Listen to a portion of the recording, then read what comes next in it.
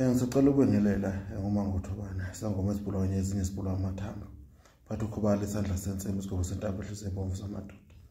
Ngizocela ukuthi namhlanje ngikhulume ngabantu. Kunabantu okuthiwa mabehlola batshontshelwe impahla.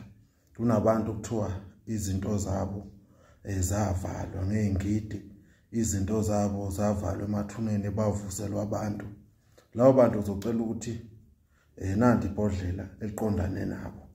Nanti ibhodlela elinamandla ngoba lo muntu usuke isitha sakho ukuze kwazi ukuthi kuvuleke izinto zakho bakithi. Uma useduze ungafika. Mawufika ngifuna ungiphathele ingidi endala ayentsha. Unguphathe nempahla yakho endala. Ungaphathe entsha. Makuthiwa kwatshontsha iskipho ungiphathele iskipho esidala. Konke ungiphathele okudala ngihambe zifike ivuleke izinto zakho.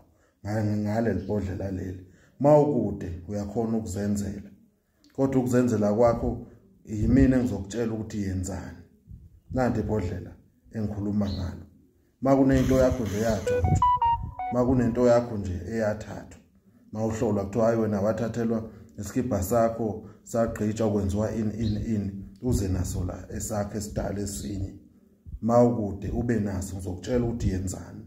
Nanti ibhodlela lezokulekelela okuthiwa kubo kwagqiba ingidi.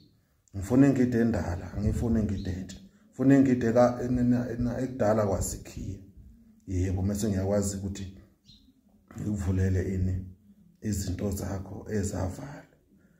Yilabo bantu engibacela kuphela. uMangothobane ISANGOMAsomoya ezinye isibulwa ngamathambo. Phathwe ukhubala usandla sensimbi isigaba sentambo ehlise ibomvu zamadoda. Nakho siyathokoza.